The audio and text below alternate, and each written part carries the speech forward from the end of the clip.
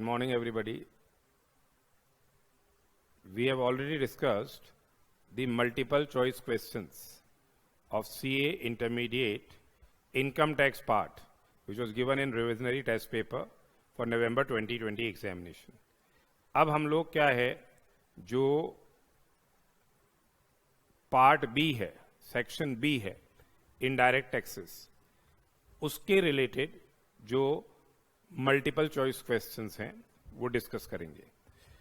देखिए इंस्टीट्यूट क्या बोल रहा है. All questions should be answered on the basis of provisions of GST law as amended by the finance number 2 act 2019 which have become effective till 30th of April 2020. तो आपको पता ही है नवंबर exam में 30 अप्रैल 2020 तक के अमेंडमेंट आएंगे और जितने भी अमेंडमेंट्स हैं उसके रिलेटेड वीडियोस अपन ने ऑलरेडी क्या है अपने यूट्यूब चैनल पे ऑलरेडी अपलोड किए हुए हैं. उसके अलावा देखिए इन्होंने ये बोला कि GST rates for goods and services mentioned in various questions are hypothetical. जो जीएसटी की रेट्स हैं वो हाइपोथेटिकल हैं and may not be the actual rates leviable on these goods and services. They are not the actual rates. Further GST compensation cess should be ignored in all the questions wherever applicable. जहां भी अगर कहीं GST compensation cess लग रहा है तो उसको ignore करेंगे. अब देखिए पहला क्वेश्चन क्या है. PTL private limited is a retail store. क्या ये रिटेल स्टोर है ऑफ मर्केंडाइज, जो गुड्स बेच रहे हैं, लोकेटेड इन 25 स्टेट्स एंड और union territories in the country. तो ये PTL private limited retail chain चला रहे हैं 25 स्टेट्स एंड यूनियन टेरिटरीज के अंदर लोकेटेड है across the country. For the purpose of clearance of stock of merchandise and to attract consumers, PTL private limited launched scheme of buy one get one free. इन्होंने क्या है एक scheme launch करी है to for clearance of stock and attract consumer, that is buy one get one free for the same type of merchandise. For the same type of merchandise. तो एक अगर आप से शर्ट खरीद रहे हैं तो उसके साथ दूसरा शर्ट क्या दिया जा रहा है, फ्री दिया जा रहा है. इस तरह की ये प्रमोशनल स्कीम इन्होंने क्या है लॉन्च करी है. PTL private limited directly purchases the merchandise from the manufacturers. तो बेसिकली अपन ने इसके रिलेशन में सीबीआईसी का एक सर्कुलर देखा था bye one get one free के रिलेशन, जब हम वैल्यूएशन का कंसेप्ट अपन कर रहे थे. और सीबीआईसी ने अपने सर्कुलर में ये बोला था कि अगर दो सप्लाईज हैं और उनके रिलेशन में आपने bye one get one free के ऑफर के रिलेशन बोला था कि ये एक्चुअली दो सप्लाई है जिनके रिलेशन में आपने क्या है सिंगल प्राइस चार्ज कर रखी है. और ये कंपोजिट सप्लाई भी हो सकती है और मिक्स सप्लाई भी हो सकती है depending upon what the facts and circumstances the case. तो ये सर्कुलर अपना जो वैल्यूएशन वाले चैप्टर में अपन ने इसको डिस्कस किया था. ठीक है, आगे देखते हैं.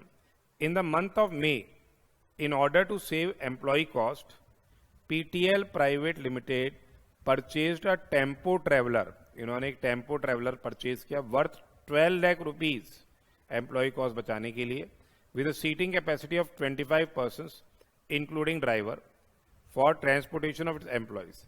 यानी अगर अपन ने क्या है यहाँ पे क्या परचेज किया है, अपन ने एक टेम्पो ट्रेवलर परचेज किया है जिससे एम्प्लॉयज को लेके आया जाएगा. इसको एम्प्लॉयज को लेके आया जाएगा और लेके जाया जाएगा. अब ये टेम्पो ट्रेवलर अपन ने परचेज किया है 12 लाख रुपए का. ठीक है. Further for ensuring the well being of its employees, PTL private limited voluntarily obtained health insurance cover. इन्होंने voluntarily health insurance cover obtain किया है for ₹2 lakh for each employee in the same month. ठीक है, उसी महीने में 2 लाख रुपए का इन्होंने क्या है हेल्थ इंश्योरेंस कवर लिया है हर एम्प्लॉय का. उसके लिए जो प्रीमियम दिया गया है 1500 पर employ has been paid by the company for 100 employees. तो ये वॉलंटरली इन्होंने हेल्थ इंश्योरेंस करवाया है. ठीक है. तो जब अपन इनपुट टैक्स क्रेडिट के रिलेशन में अगर हम बात करते हैं तो टेम्पो ट्रेवलर से के रिलेटेड जो जीएसटी अपन पे करेंगे उसका आपको क्या मिल जाएगा इनपुट टैक्स क्रेडिट मिल जाएगा। क्योंकि क्या है, यहां पे जो अगर आपके मोटर व्हीकल की अप्रूव्ड सीटिंग कैपेसिटी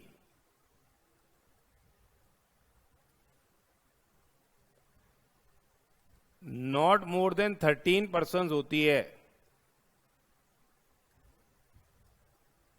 ठीक है, if it is not more than 13% including driver, तब तो इसका आईटीसी इनपुट टैक्स क्रेडिट क्या हो जाता है, इसका इनपुट टैक्स क्रेडिट ब्लॉक्ड है अंडर सेक्शन 17(5)(a), इसका इनपुट टैक्स क्रेडिट ब्लॉक्ड रहता है। अपन ने पढ़ा था ब्लॉक्ड क्रेडिट आईटीसी में, पर यहां तो 13% से ज्यादा है, इट्स नॉट मोर देन 13% तब ब्लॉक्ड है, जब तक कि ये आपके किसके लिए, जैसे मोटर ड्राइविंग स्किल्स को इम्पार्ट करने के लिए काम में लिए जाए तब एलिजिबिलिटी आ जाती है, फर्दर सप्लाई डीलर्स हों उनके रिलेशन में एलिजिबिलिटी आ जाती है, ट्रांसपोर्टेशन ऑफ पैसेंजर्स का काम कर रहे होते हैं उनके रिलेशन में क्या है, एलिजिबिलिटी आ जाती है। तो अब यहां पे तो देखिए ये अप्रूव्ड सीटिंग कैपेसिटी क्या है, 25% है, यहां तो आईटीसी की एलिजिबिलिटी आती है। इन the month of July mister Raghav a customer of company filed a suit, आगे ये दे रहे हैं कि इन द मंथ ऑफ जुलाई के महीने में एक कस्टमर ने फाइल किया suit, law suit in court against the company for not supplying goods of value 1 lakh. PTL private limited engage mister Ram an advocate to represent it in court for an agreed consideration of 25,000 rupees। तो इसने क्या है, legal services avail करी है, किसने है, और राम ने सर्विस प्रोवाइड की है किसको, पीटीएल प्राइवेट लिमिटेड को। और आपको पता है जब लीगल सर्विसेज दी जा रही हैं तो क्या होता है, रिवर्स चार्ज मैकेनिज्म अप्लाई होता है। लीगल सर्विसेज में क्या है, रिवर्स चार्ज मैकेनिज्म अप्लाई हो रहा है, और जो रेसिपिएंट है उसको क्या करना पड़ता है, जीएसटी पे करना पड़ता है। ई कैश लेजर के माध्यम से ये क्या है, जीएसटी पे करना पड़ता है, and subsequently you can take the credit of the tax so paid when the conditions relating to input tax credit are say satisfied. As per the terms of contract, Ram issued an invoice on 5th of July. However, the consideration was not paid till February next year. Ram ने ये invoice जारी करी पर consideration पे अभी नहीं किया है, ठीक है। अब देखिए आगे, all the amounts given are excluding taxes and all transactions are intra-state transactions। सभी ट्रांजैक्शंस इंट्रा स्टेट ट्रांजैक्शंस हैं जितने भी अपन ने क्वेश्चन में पढ़े। रेट ऑफ जीएसटी क्या है, सीजीएसटी 9% है, एसजीएसटी 9% है। However for tempo traveller rates of taxes are CGST 14% and SGST 14%, यानी 28% जीएसटी है जिसमें सीजीएसटी 14% है और एसजीएसटी क्या है, 14% है। अब देखिए, in relation to the above answer the following questions. अब ये जो अपन ने इंफॉर्मेशन अभी पढ़ी उसके रिलेशन में पूछ रहे हैं। With respect to buy one get one offer, buy one get one offer, which of the following statements is true. Buy one get one offer के रिलेशन में अभी इन्होंने बोला, it will be considered as, it will not be considered as supply at all since no consideration is involved in one of the items। तो ये देखिए अपन ने इसका एक सीबीआईसी का सर्कुलर देखा था, वैल्यूएशन वाले चैप्टर में था। ये वैल्यूएशन वाले चैप्टर में अपन ने क्लास में डिस्कस किया था ये सीबीआईसी का सर्कुलर 92/11/2019 ये सर्कुलर था, जिसमें डिस्काउंट्स वगैरह के बारे में पूरा डिस्कशन था। वहां bye one get one offer को बोला गया था कि ये जो एक के साथ एक फ्री वाला जो आइटम है, एक तरह से क्या है, ये सप्लाई की एम्बिट में आ रहा है। ये 2 इंडिविजुअल सप्लाईज हैं, उसको ये बोला था उन्होंने कि ये 2 इंडिविजुअल सप्लाईज हैं, जिसके लिए क्या है, एक सिंगल प्राइस चार्ज की गई है, जिसके लिए सिंगल प्राइस चार्ज की गई है। अपन ने टूथपेस्ट और टूथब्रश का एग्जाम्पल भी लिया था क्लास में, तो वहां पे वो मिक्स सप्लाई की एम्बिट में आता है। तो टैक्सेशन इसका डिपेंड करता है कि क्या ये कंपोजिट सप्लाई है या फिर क्या ये मिक्स सप्लाई है। Depending upon the facts, section 8 के हिसाब से उसका क्या होएगा, टैक्सेशन किया जाएगा। तो पहली बात, पहला आंसर कि it is not to be considered as supply as at all since no consideration is involve, ये गलत है। Supply of item which is charged for which consideration is charge is supply under section 7, while supply of other item is supplied free of cost is not a supply। अब दूसरा कह रहे हैं कि इसके लिए कंसिडरेशन चार्ज किया जा रहा है वो तो सप्लाई है, और जिसके लिए नहीं दिया जा कंसिडरेशन चार्ज किया जा रहा है वो सप्लाई नहीं है। तो अब यहाँ तो दोनों एक साथ लिया जा रहा है, और बेसिकली 2 इंडिविजुअल सप्लाईज है जिनकी प्राइस एक साथ चार्ज की गई है, तो ये गलत है। अगर सपोज कीजिए जेन्युइनली कोई चीज फ्री ऑफ कॉस्ट है तो आप दूसरी चीज लेने की जरूरत नहीं है उस केस के अंदर, तो जेन्युइनली फ्री ऑफ कॉस्ट है तब फिर वो सेक्शन 7(1)(a) के हिसाब से जहां कंसिडरेशन नहीं मिल रहा है बिल्कुल भी, वो सप्लाई के एम्बिट में नहीं आती। तो ये स्टेटमेंट भी गलत है। फिर दीज आर 2 इंडिविजुअल सप्लाई, सही है एकदम। Where a single price is charge for the entire supply, since single price is charge the same will always be taxed as mix supply. No, हमेशा मिक्स सप्लाई जैसे tax नहीं होगी, क्योंकि circular में बताया गया है it can be a composite supply. ये कंपोजिट सप्लाई भी हो सकती है और it can be a mix supply also. ये कंपोजिट सप्लाई भी हो सकती है और ये क्या है, मिक्स सप्लाई भी हो सकती है। तो बेसिकली ये स्टेटमेंट भी सही नहीं है। अब लास्ट वाला देखते हैं। These are 2 individual supplies where a single price is charge for the entire supply, ये सही है। Their taxability will depend upon as to whether the supply is a composite supply और अ मिक्स सप्लाई। तो taxability depend करेगी किस पे, ये सही है एकदम स्टेटमेंट।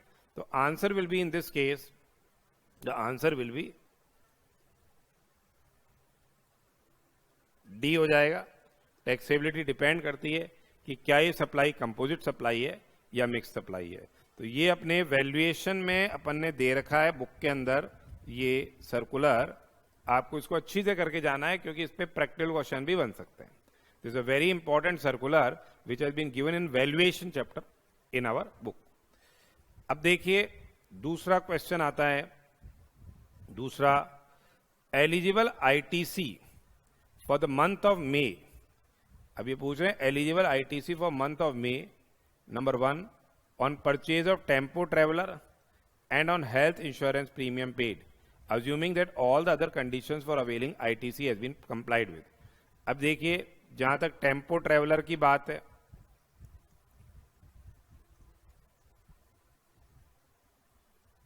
इसकी क्या है, अप्रूव्ड सीटिंग कैपेसिटी है, अपन ने पढ़ा था शायद 25% आ रही है ऊपर, ठीक है, तो मोर देन 13% है, यहां 25% आ रही है, ये मोर देन 13% है। इसका input tax credit share B admissible, इसका तो इनपुट टैक्स क्रेडिट एडमिसिबल होगा। तो कितना अपन ने जीएसटी पे किया है, टेम्पो ट्रेवलर की परचेज प्राइस कितनी थी, 12 लाख थी, 12 लाख थी इसकी परचेज प्राइस,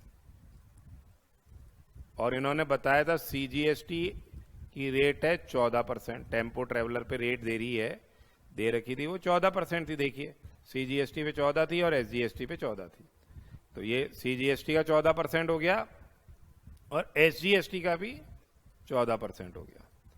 तो आपको कितना, इसका तो इनपुट टैक्स रेट मिलेगा ही मिलेगा, 1,68,000 सीजीएसटी का एलिमेंट हो गया, 1,68,000 एसजीएसटी का एलिमेंट हो गया। फिर ये कह रहे हैं कि हेल्थ इंश्योरेंस प्रीमियम। अब ये जो हेल्थ इंश्योरेंस प्रीमियम जो पे किया जा रहा है, it is not under statutory obligation. जो हेल्थ इंश्योरेंस प्रीमियम पे किया जा रहा है, it is not under what, statutory obligation. ये कोई गवर्नमेंट ऑब्लिगेशन के तहत नहीं है। So no ITC is admissible, क्योंकि तो आपने वॉलंटरली दे रहा है एम्प्लॉयर, तो for health insurance of the employees, तो कोई आईटीसी इस केस के अंदर एडमिजिबल नहीं होगा। जितना हेल्थ इंश्योरेंस प्रीमियम ये पे किया जा रहा है, उसके रिलेशन में कोई आईटीसी एडमिजिबल नहीं होगा। तो ये देखिए आंसर इसका क्या हो जाएगा, सीजीएसटी और एसजीएसटी का क्रेडिट मिलेगा ही मिलेगा फर्स्ट केस में, पर हेल्थ इंश्योरेंस के केस में नहीं मिलेगा। तो answer will be B, CGST 168, SGST 168, या CGST nil, SGST nil. Next देखिए क्या कह रहे हैं, which of the following statement is true in respect of services of advocates availed by a company. तो देखिए जो सर्विसेज ऑफ एडवोकेट्स है वो आरसीएम के तहत टैक्सेबल होती है। इसका जो जीएसटी अपने को डिपॉजिट कराना पड़ता है वो किसके माध्यम से कराना पड़ेगा, ई कैश लेजर के माध्यम से। ठीक है, तो अब हम देखते हैं इसमें कितनी वैल्यू ऑफ सर्विसेज अपन ने अवेल करी थी। ये 25,000 रुपए का कंसिडरेशन था। ठीक है, 25,000 रुपए, इसमें 9% सीजीएसटी आएगा, 9% ही एसजीएसटी आएगा। ये सीजीएसटी का एलिमेंट आ गया, ये एसजीएसटी का एलिमेंट आ गया। तो 25,000 into 9%, it is 2250. Here also it is 2250. So what are the statements which have been provided? CGST 2200, 22,500 and SGST 22,500 on advocate services are payable by PTL Limited. बिल्कुल सही है। It is availed thereon, ITC availed thereon will be added to the output tax liability along with interest as consideration along with tax is not paid within 180 days. तो देखिए जहां reverse charge mechanism के तहत अपन tax deposit कराते हैं,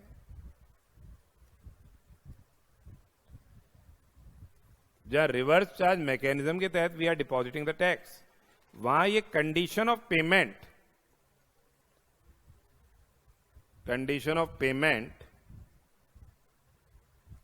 within 180 days from date of invoice वाली बात apply नहीं होती है, डू नॉट अप्लाई। एक तो डीम्ड जो अपने सप्लाईज हैं शेड्यूल 1 की, जहां विदाउट कंसिडरेशन वो सप्लाईज मानी गई है, वहां अप्लाई नहीं होती है।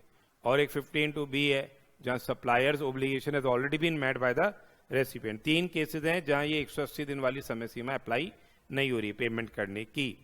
तो ये तो आंसर ट्रू नहीं है।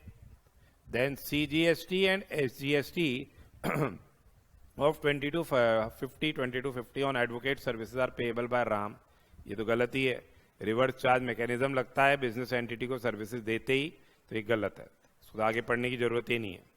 CGST 2250 and SGST 2250 on advocate services are payable by PTL Private Limited. The condition of payment of consideration along with tax within 180 days from the issuance of invoice does not apply in the given case. ये बिल्कुल सही है, true है ये एकदम। फिर आगे क्या देखते हैं, CGST 2250 and SGST 2250 on advocate services are payable by Mr. Ram, तो देखने की जरूरत ही नहीं है। तो आंसर ये आ जाएगा, इसका आंसर रहेगा सी। सी इसका क्या है, आंसर रहेगा। नेक्स्ट क्वेश्चन देखते हैं हम लोग। नेक्स्ट क्वेश्चन, तो ये एक comprehensive case based study type question इन्होंने दिया है, जिसमें अपन ने ये बात की। तो यहाँ 3 पार्ट थे और रिवर्स चार्ज मैकेनिज्म का कंसेप्ट भी आ गया इसमें। कहाँ 180 दिन वाली टाइम की बात भी आ गई, ब्लॉक क्रेडिट के बारे में बात कुछ पूछ लिया, और जो वैल्यूएशन वाले चैप्टर से related by one get one free offer वाली बात भी हमने इसमें डिस्कस कर ली। अब अपन नेक्स्ट क्वेश्चन नंबर 2 डिस्कस करेंगे। अब देखिए question 2 we'll be discussing question 2. Mr. Kumar started interior designing practice from the month of January. तो इंटीरियर डिजाइनिंग ये सर्विस सप्लायर हो गया, ये कौन हो गया? सर्विस सप्लायर हो गया, ठीक है। जनवरी से काम चालू किया। His turnover to the month of March was 12,50,000, यानी पिछले साल प्रीसीडिंग फाइनेंशियल ईयर में turnover was only does not exceeded ₹20 lakhs। तो यहां तो कोई रजिस्ट्रेशन की रिक्वायरमेंट ही नहीं आई, ये सर्विस सप्लायर है, ठीक है। Then on 30th June 30 June his turnover exceeded 20 lakh rupees. 23 जून को अब नेक्स्ट फाइनेंशियल ईयर में उसका टर्नओवर 20 लाख हो गया एंड रीच्ड टू 20,05,000। 30th जून को ये जो टर्नओवर है crossed threshold limit of registration, ठीक है। Mister Kumar applied for GST registration as a regular taxpayer. Regular taxpayer जैसे अप्लाई किया इसने ऑन 15th जुलाई, 15 जुलाई को ये रजिस्ट्रेशन अप्लाई किया and was granted registration 25 July. तो अब इसने ये रजिस्ट्रेशन के लिए अप्लाई कर दिया। कितने टाइम के अंदर अप्लाई कर दिया? Since he has applied for the same within 30 days from the date,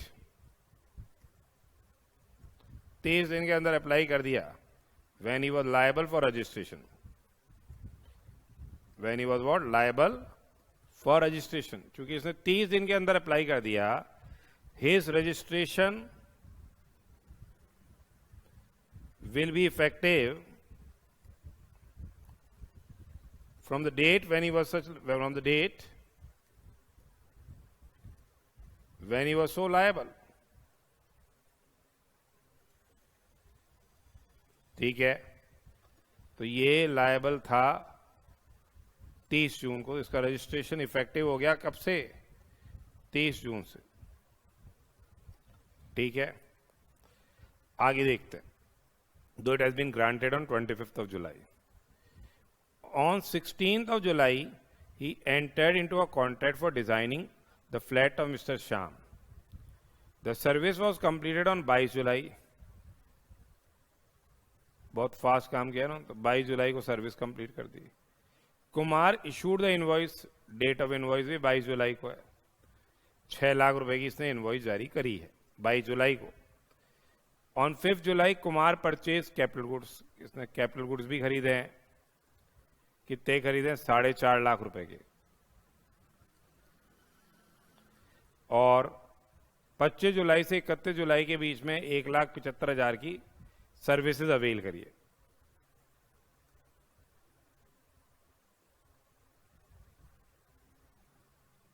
ये इसने सर्विसेज अवेल किए 1,75,000 की for the purpose of completing the service, ठीक है। अब देखिए आगे क्या बोल रहे हैं। ये सर्विसेज अवेल किया और कैपिटल गुड्स लिए हैं।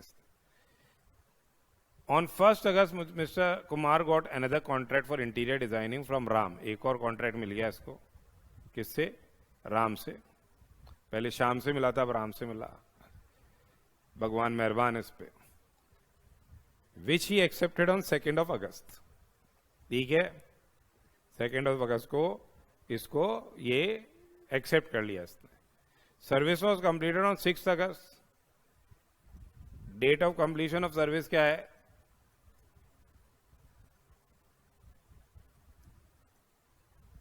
ये 6 अगस्त है,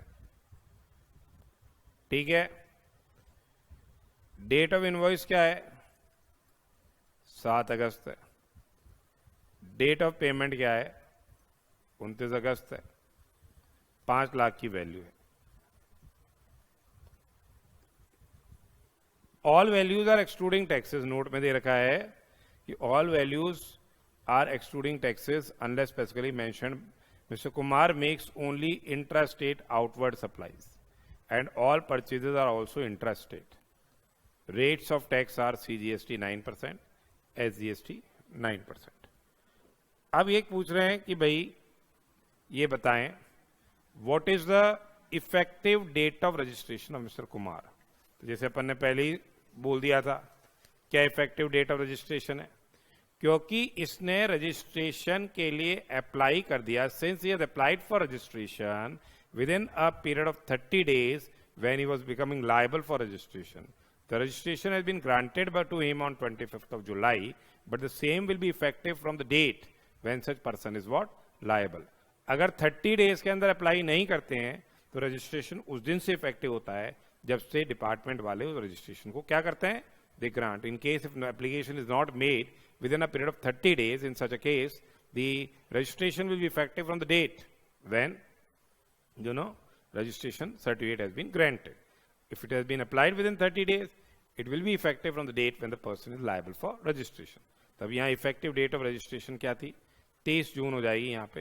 तो पहला जो आंसर आएगा वो आपका आएगा 30 जून. Shyam can issue a revise tax invoice. अपन ने सेक्शन 31 के अंदर पढ़ा था कंसेप्ट किसका, रिवाइज टैक्स इनवॉइस का. किस पीरियड के लिए जारी हो रही है, ये 23 जून से इसका रजिस्ट्रेशन इफेक्टिव हो गया. 23 जून से लेके जब ये आरसी इसको मिला, आरसी मिला है इसको कब, देखिए इसको आरसी मिला है 25 जुलाई को.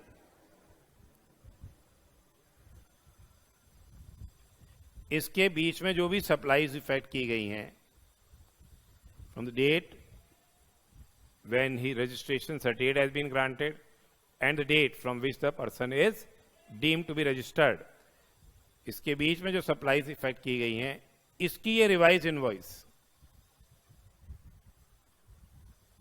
इसकी revise invoice with in 1 month आप क्या है जारी करेंगे. ठीक है, जिससे कि recipient is entitled to take what, the input tax credit. तो ये अपन ने बहुत अच्छी से ऑलरेडी डिस्कस कर लिया था. तो यहां जो रिवाइज इनवॉइस है वो कब जारी की जाएगी, रिवाइज टैक्स इनवॉइस कब तक जारी की जाएगी, within 1 month from the date when the person has been granted the registration. And that will be issued for the revise invoices will be issued for the period from the date when the registration has been made effective till the date when registration certificate has been से granted. फिर ये पूछ रहे हैं कि eligible ITC available with mister Kumar for the month of July. तो देखिए इनका तो registration is effective from 30th June. 30 जून से इसका रजिस्ट्रेशन क्या हो चुका है, इफेक्टिव हो चुका है. तो जो भी इसने परचेजेस करी है after it is deemed to be registered, उसके रिलेशन में ITC उसको एडमिजिबल होगा. अब जो भी महीने का है वो तो अपने को क्रेडिट मिलता है, अपन महीने जो भी आपकी सर्विस की लायबिलिटी आती है उसके लिए अपन यूटिलाइज कर सकते हैं. तो एक तो 4.5 लाख रुपए के इसने क्या खरीदे थे, कैपिटल गुड्स खरीदे थे, और एक सर्विसेज अवेल करी थी 1,75,000 रुपए की, ये सर्विसेज देने के लिए. तो 4.5 लाख रुपए, ये 4.5 लाख रुपए का इसने कैपिटल गुड्स खरीदा है, जिसकी रेट है कितनी, 9%. 40,500 तो CGST का एलिमेंट हो गया, 40,500 ही क्या है, SGST का एलिमेंट हो गया. एक तो इसका ITC मिलेगा, और 1 लाख और 75,000 रुपए की सर्विसेज ऑल अवेल करी है इसने, 1,75,000 की. 1,75,000 का 9% देखिए, 175 इंटू 9%, 15,750. तो ये इसको मिल जाएगा 56,250 CGST क्रेडिट और 56,250 का SGST क्रेडिट. तो आंसर क्या आ जाएगा इसका, 56,250 and 56,250. He'll be entitled to take the credit of the same. अब देखिए नेक्स्ट पूछता है time of supply of services provided by mister Kumar to mister Ram. Ram को देखिए, राम का केस, ये वाला केस है राम का। तो इसमें अपन ने देख ही दिया था, date of completion of service कब हुई है? 6 अगस्त को हुई है। क्या invoice is issued within 30 days from the date of completion of service? बोले यस। तो अब इसके अंदर टाइम ऑफ सप्लाई क्या हो जाएगा? Since invoice is issued within 30 days from the date of completion of service, 30 days of date of completion of service, time of supply will be date of invoice or date of payment. Time of supply क्या हो जाएगी? Date of invoice or date of payment, whichever is earlier. तो invoice date तो 7 अगस्त है।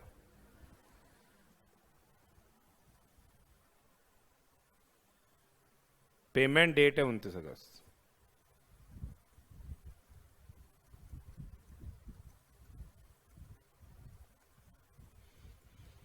जो भी दोनों में से पहले, तो क्या पहले? 7 अगस्त पहले। इस केस के अंदर टाइम ऑफ सप्लाई क्या हो जाएगी?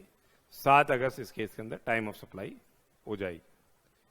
देन नेक्स्ट क्वेश्चन देखिए, इसी का ही part. If instead of opting regular scheme mister Kumar opt to pay tax under section 10(2)(a) tax liability for the month of July. तो अगर ये कंपोजिशन स्कीम ऑप्ट करता है तो उसको क्या है? 3% CGST देना पड़ेगा, 3% SGST देना पड़ेगा। कब तक के टर्नओवर पे? जब टर्नओवर कहां तक पहुंचता है? अप टू ₹50 लाख, 50 लाख तक के टर्नओवर पे 3% उसको CGST देना है और 3% इसको क्या है? SGST देना है। ठीक है। तो अब देखिए जुलाई में इसका कितना टर्नओवर है। जुलाई में ऊपर तो इसका जून का सिनेरियो दे रखा था। जुलाई में एक तो इसने ये सर्विस दे दी 6 लाख रुपए की, 6 लाख की दी है, बाकी तो अगस्त में दी आगे सर्विस। तो 6 लाख का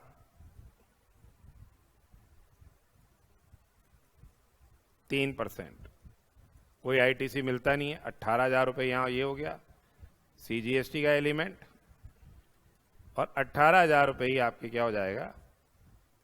SGST का एलिमेंट इस केस के अंदर आ जाएगा। तो इस केस के अंदर CGST का एलिमेंट आ गया 18,000 रुपये और SGST का एलिमेंट आ गया 18,000 रुपये। So this we have discussed, answer is C। तो ये एक क्वेश्चन अभी हमने एक और case based study question discuss किया।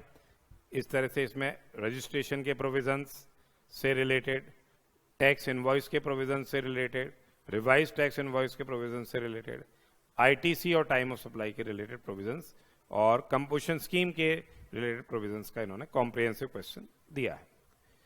अब नेक्स्ट क्वेश्चन देखिए, अब ये छोटे छोटे आ गए हैं। During the month of May Z Limited sold goods to Y Limited for 2,55,000 and charge GST at rate of 18%।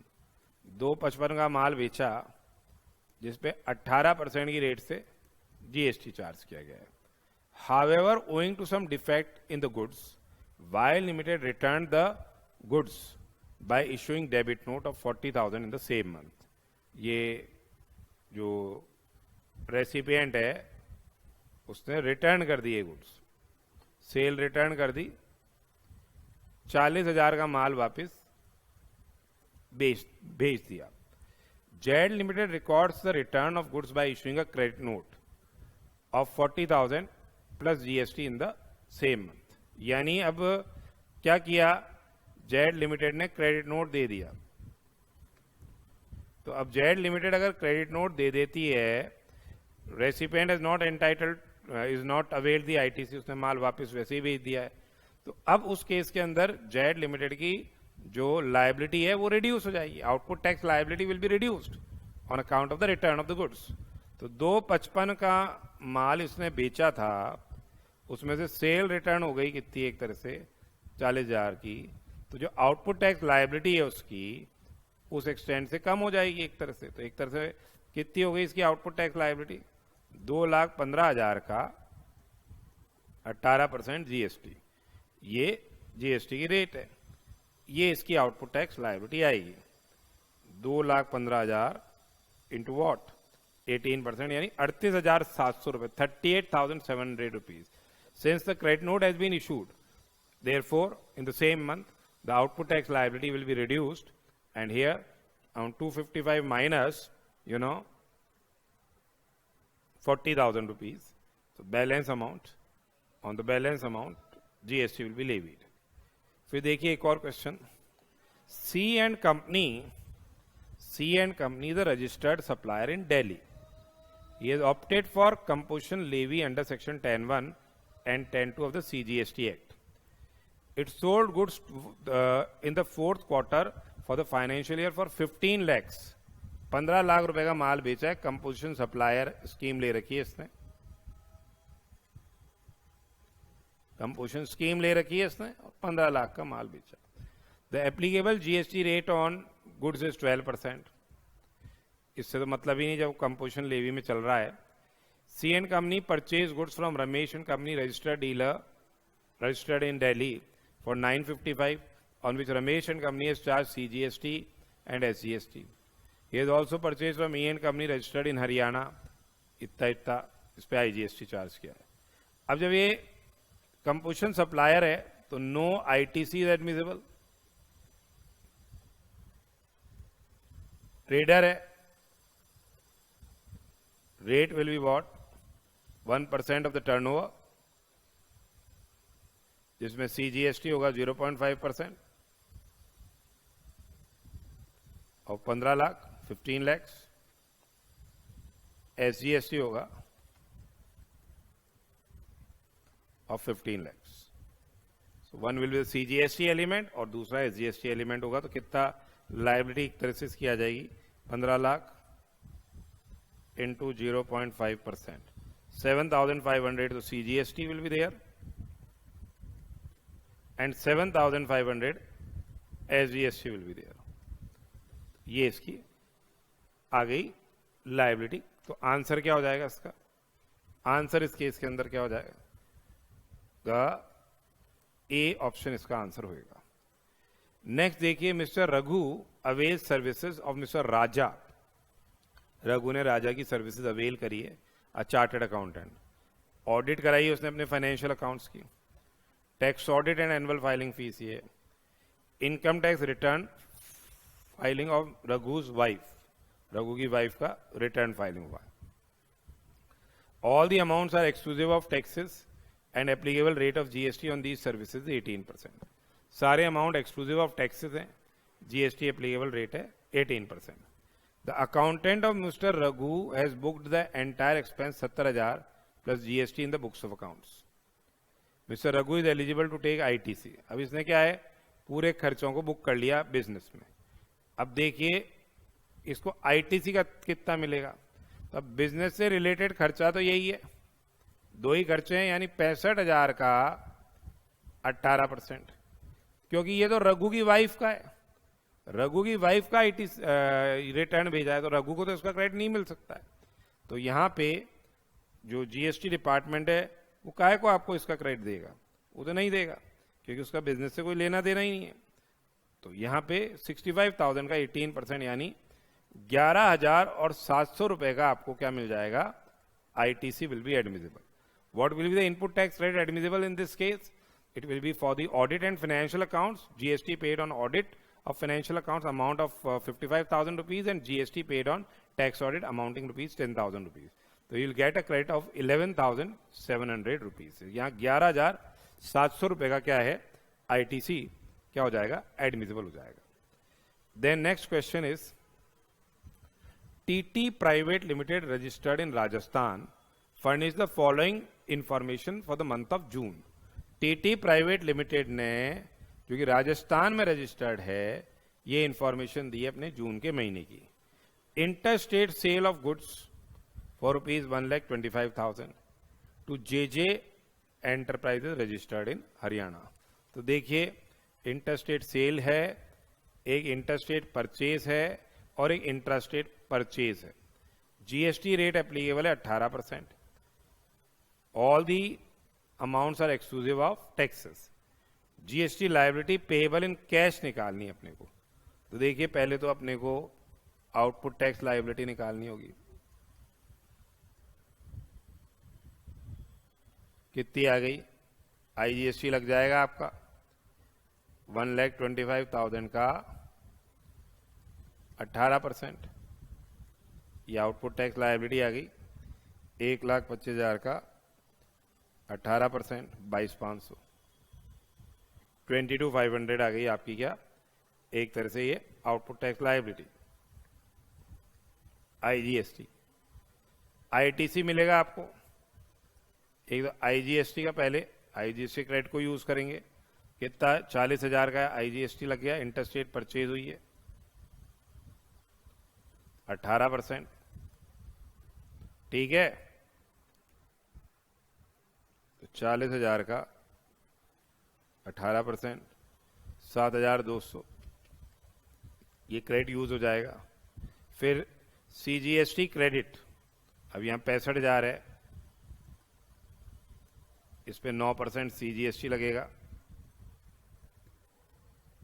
65,000 का 9%,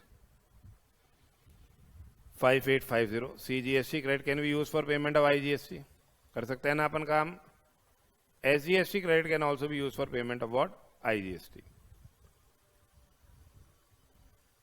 ये 65,000 का 5% अपन ने कैलकुलेट किया 9, मतलब 65,000 का 9%, 5850 आता है।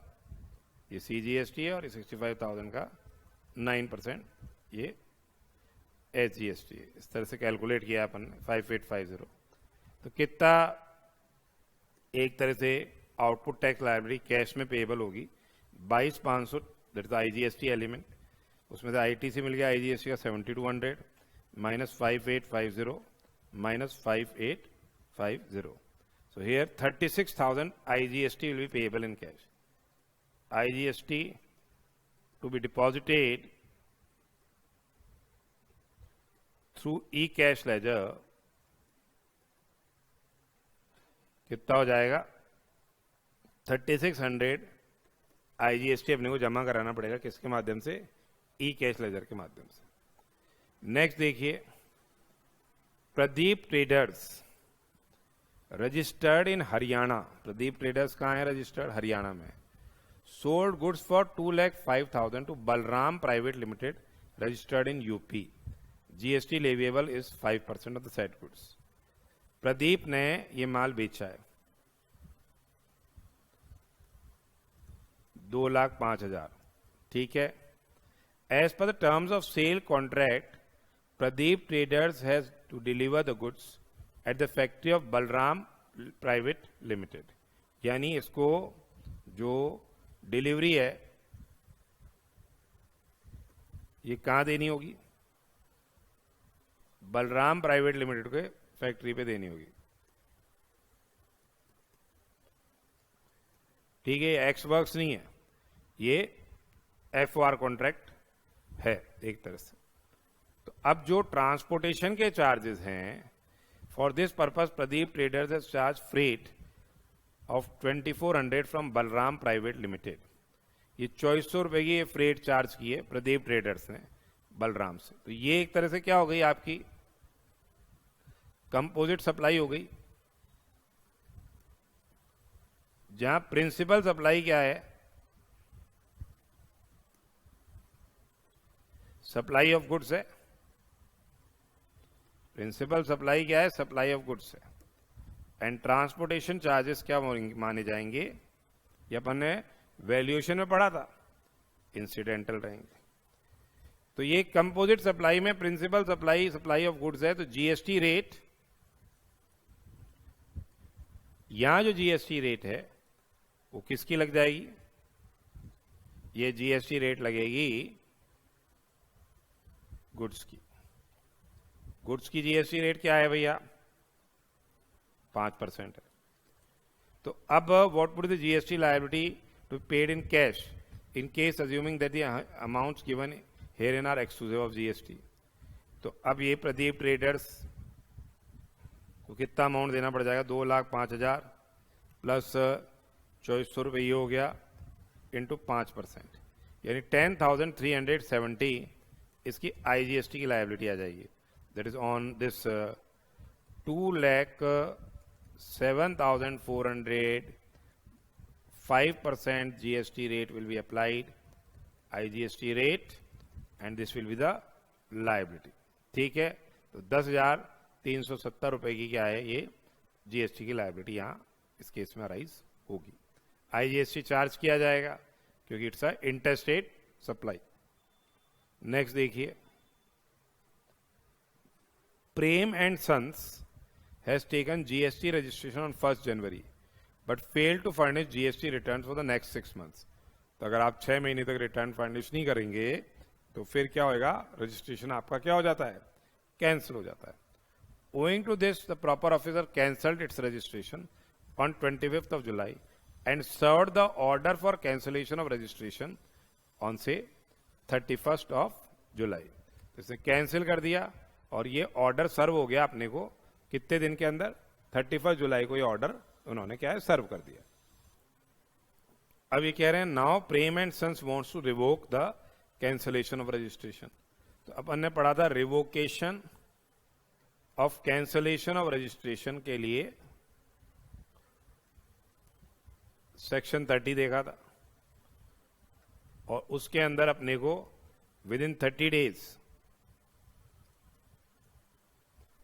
From the date of service of the order of cancellation, within 30 days from the date of service of order of cancellation, आपको क्या है अप्लाई करना पड़ता है फॉर रीस्टोरेशन ऑफ रजिस्ट्रेशन। ठीक है, तो अब इस केस के अंदर Prem and sons can file application for revocation of cancellation of registration. इसको revocation of cancellation of registration बोल दो या रीस्टोरेशन ऑफ रजिस्ट्रेशन बोल दो। कितने टाइम के अंदर, 31 जुलाई जब ये ऑर्डर इसको सर्व हुआ है उसके 30 डेज के अंदर ही has to make an application. तो ये एक तरह से क्या हो गया, 30 अगस्त तक जब सर्व हुआ उससे आगे वाले 30 दिन के अंदर, यानी 30 अगस्त तक इसको क्या है ये रिस्टोरेशन के लिए अप्लाई कर सकता है। नेक्स्ट देखिए question, XX limited registered in Delhi, XX limited registered in Delhi purchased books from PC traders registered in UP. Books are exempt from GST. Books तो exempt है। XX Limited arranged the transport of these books from Goods Transport Agency which charged freight of 9,000 for the same. तो GTA ने 9,000 का freight charge कर रहा है। तो GTA जो सर्विस सप्लाई कर रहा है उसमें ट्रांसपोर्टेशन ऑफ गुड्स एग्जेम्प्ट नहीं है भैया, ध्यान रखिएगा। GST is payable eight rate of 5% on GTA service. तो ये रिवर्स चार्ज मैकेनिज्म अप्लाई होएगा कि 5% की रेट है तो आरसीएम अप्लाई होता है। अगर 12% जीएसटी चार्ज किया जाता है तो फॉरवर्ड चार्ज रहता है, ये आपने पढ़ा ही था। तो अब इस केस के अंदर ये कह रहे हैं which of the following statement is correct, GST of 450 is payable bye XX on RCM, ये बिल्कुल सही है। Supply of goods and supply of GTA is a services composite supply where supply of goods is principal supply, since principal supply is exempt no tax is payable। ये तब होता जब ये XX limited ये माल मतलब जो जिससे इसने माल खरीदा है पीसी ट्रेडर्स ये एक्सएक्स लिमिटेड की प्रीमाइसेस तक गुड्स को डिलीवर कर रहा होता तो ये उसके रिलेशन में बात होती। पर जीटीए की सर्विसेज तो बाहर से ही अवेल करते हैं, वहां तो फिर जीएसटी लगता ही लगता। वो किसको देना पड़ता था, अगर ये पूरा का पूरा एग्जेम्प्ट सप्लाई कर रहा होता और एग्जेम्प्ट ही रह रहा होता तब बात अलग है, अदरवाइज क्या है ये टैक्स फिर जो पीसी ट्रेडर्स है अगर वो माल बुक करवाता है तो उसको देना पड़ जाता।